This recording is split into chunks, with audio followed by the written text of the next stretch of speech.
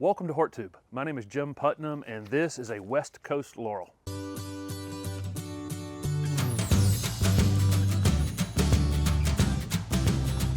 This is the beautiful dark green foliaged, white, fragrant flowering West Coast Laurel. The group that this West Coast Laurel belongs to, some people call common laurels or English laurels.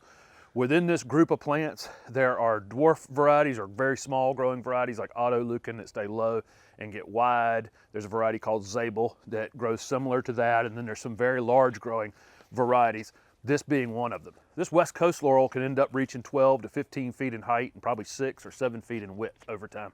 Most large foliage evergreen plants are not very cold hardy. These common laurels or English laurels actually are, and they grow in zone 6 and down to 9, and some people have success in 5B in protected spaces with these. These English laurels are very slow to start when you first put them in the ground. This West Coast Laurel will eventually probably put on a foot a year once it is established. The smaller growing ones like autolucan and Zabel, they tend not to ever really grow all that fast, maybe 6 inches a year. You'll see these English laurels frequently listed in sun or shade. I think down in my area in 7B or almost 8, these definitely need some shade. In zone 6 or maybe 7A, you could probably put them out in quite a bit more sun. The key on these, and I'll talk more about it when I talk about pest issues, is you want to get these dried out very quickly in the morning. Most of the issues on these are foliar, and if the leaves stay abnormally wet for a long time, it's not a good idea at all. So be careful with the shade that you're putting it in, that it will get some air movement and some morning sun.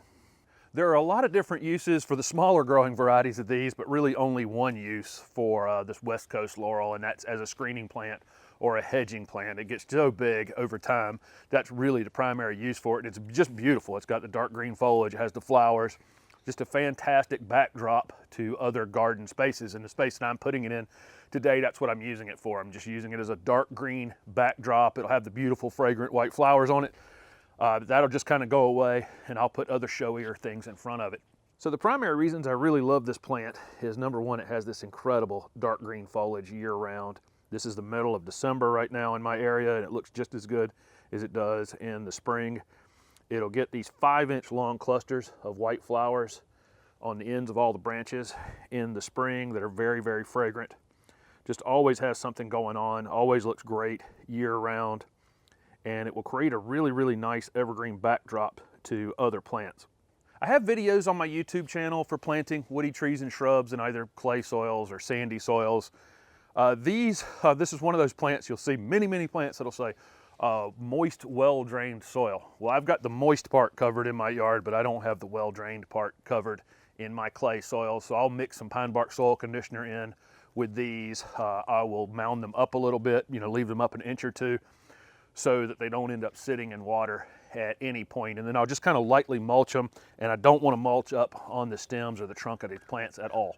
For the first year your laurel's in the ground, you want to keep a close eye on the water situation. If it becomes dry, and you can put your finger down in the ground a couple inches and see if it is.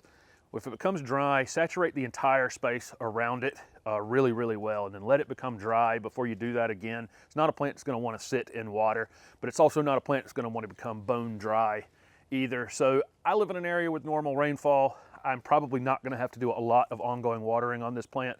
But if it becomes dry for a prolonged period of time, this may be on my list of things that I'd want to check on. I fertilize my trees and shrubs in the late winter or early spring with some sort of slow release fertilizer, something that lasts 3 to 4 months. I usually don't worry about the brand all that much. These laurels really don't need a lot of fertilizer. They stay amazingly dark green. You do need acid soil with these, but if you have that, they tend to stay really dark green on their own without a lot of extra help. But I will go around my yard and throw a small amount of fertilizer on almost everything. The space I'm putting this West Coast Laurel in today, I have plenty of space to let it grow, so I'm not going to have to do a lot of ongoing pruning on it. But this is a plant that you could probably, once it's established and is vigorous in the space that it's growing in, this is a plant you could probably cut it right in half. After it finishes blooming in the spring would be the time to do that. This thing can get pretty vigorous in time if it likes the space that it's in, so it may be at some point that you want to try to get it under control. But again, after it finishes blooming in the spring, it's the time to do that. These English Laurels are pretty tough plants. They really don't get a whole lot of issues. They are susceptible to a couple foliar problems though, like I said earlier, and you want to put them in a space where they can dry out in the morning, get some morning sun on them. You don't want water to sit on these leaves for a prolonged period of time. There are a couple different issues related to that I won't go into detail on. When you're watering this plant, I would definitely stick the water hose down at the base. This is not a plant I'm going to stand here and water the top of the plant and let it run down through it.